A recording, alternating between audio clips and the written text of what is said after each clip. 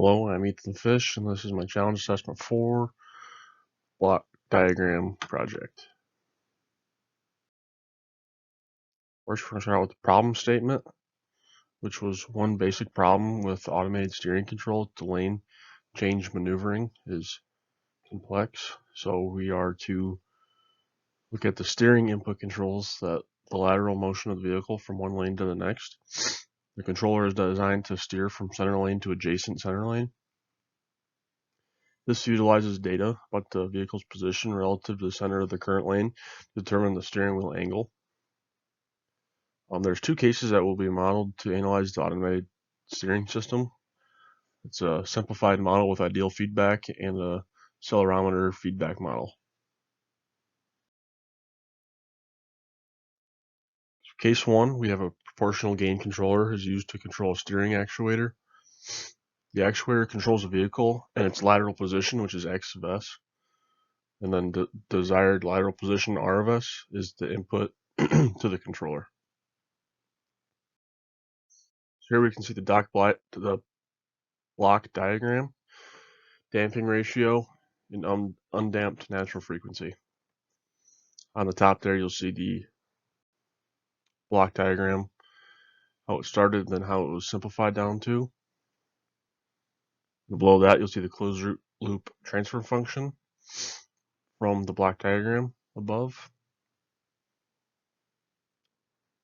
And then from that, you will be able to see the undamped natural frequency, which is the Wn on the left-hand side, and then the damping ratio, which is over here on the right-hand side, the zeta. Here we have a lane change response graph that I conducted through MATLAB that kind of tested different K values with proportional gain values. As you can see, the legend kind of shows the different types that we tested, analyzed. Green, which is the big oscillating one, is undamped, which is not really ideal, but we'll get into that here in a little bit about why it's not ideal for the situation. And then the red is overdamped. You can see that one on the bottom here. It's going straight, basically straight, almost a linear line. And then critically damped. There's a little more of a slope here, but not quite what we want to see for our final results. And then here is our underdamped line right here that kind of overshoots a little bit, a little oscillation, and then it eventually flattens off. Here's the MATLAB code that I used for this first year case. So I was able to get the graph on. It was helpful for the visualizations of what was going on. Here's a slide about my choices and kind of trade-offs and kind of what I gathered from the data. It's a second order system. I gathered that the undamped response was not ideal due to the vehicle later position is oscillating around the reference point, so it never really settles down in that other lane. An overdamped system has a very high settling time, so that's not quite ideal what we want. And then the critically damped would be good if the settling time was the main criteria, but because it's not, the controller would need to be modified due to the uncertainties in the system and variation in the parameters. So with that being said, underdamped has a reasonable settling time and reasonable overshoot to be able to use in our system.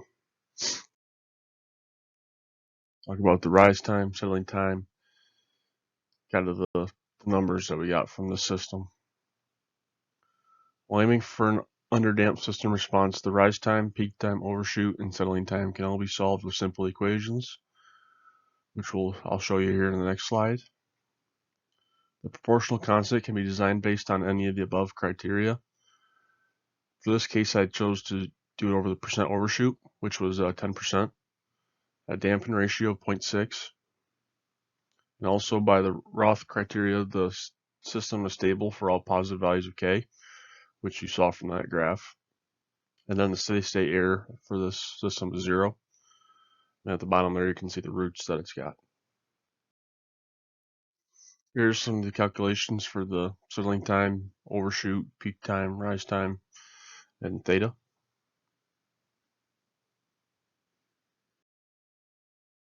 And here's a graph of the stability where this would be most stable, and best case scenario right here. This is like ideal. You can see that case 3.5 under damp system. And then see if this works. You can kind of see it overshoots it a little bit.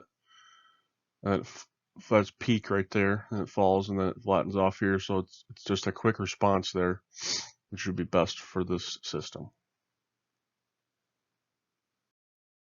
Okay, and then on to case 2, where an accelerometer is used to measure and compute the lateral position. Feedback is acceleration, and not lateral position. Even though lateral position must still be the output of the entire system. That's our main goal here, is to get the lateral position. The acceleration signal is fed back to the accelerometer, and then the accelerometer is modeled as a mass spring damper system. The output signal needs to be changed back to position for comparing the desired input position.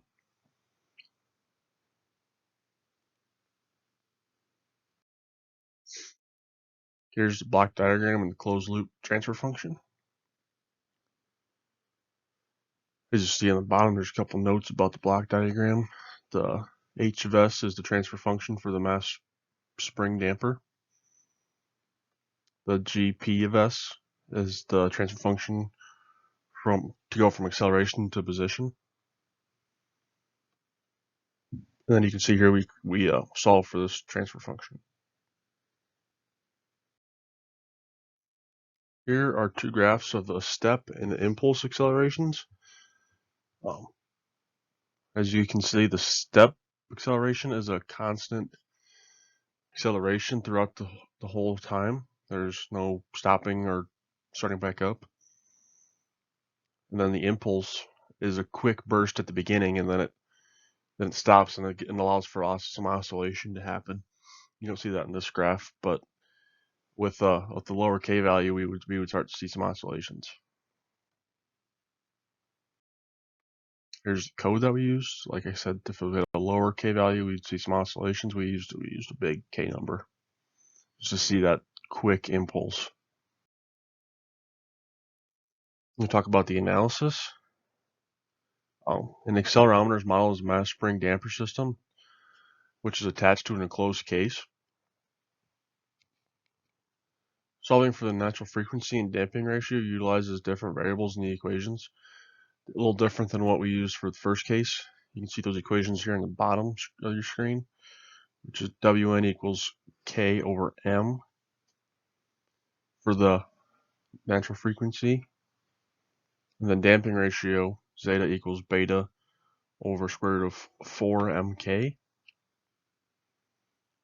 The k is the spring constant, m is mass, and then over here for the damping ratio, beta is the damper ratio.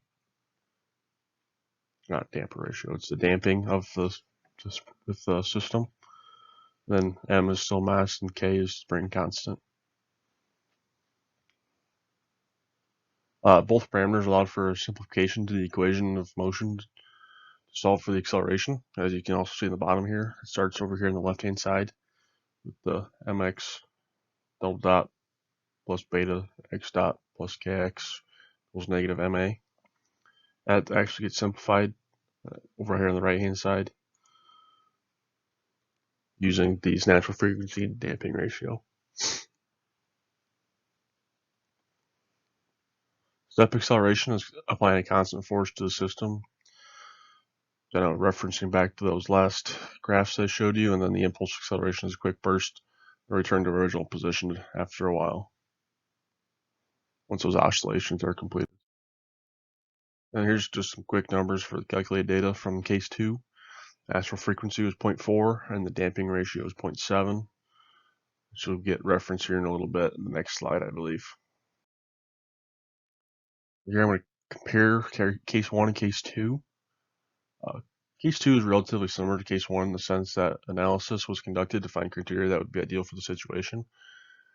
But through this analysis, we were able to see that it's hard to become an ideal or meet an ideal situation if it's not the ideal feedback.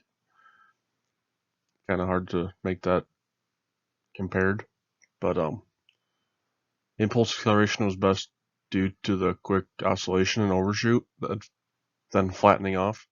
Similar to case 1 is an underdamped system, which had a minimal overshoot, then flattened out to the center of the lane. So that's kind of how we kind of compared those, as which one was better for each one. The impulse was better for the accelerometer, and the underdamped was better for the ideal situation in case 1. The numbers show that the ideal feedback system would be the most reliable based on the proportional gain and performance that it would give us.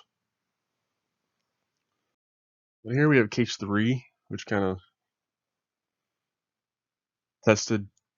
analyzed case 2 a little more, with the data alterations and modifications that we would do to case 2 would give the capability to get closer to matching the idealized model. The parameter would be hard to match, would be the rise time due to an increase in the impulse acceleration, because how rapid that increase is due to the impulse. But the damping ratio and natural frequency would be able to be closer to the ideal model, but the graphs would not look identical, because the other parameters would be affected with the change of numbers. Thank you.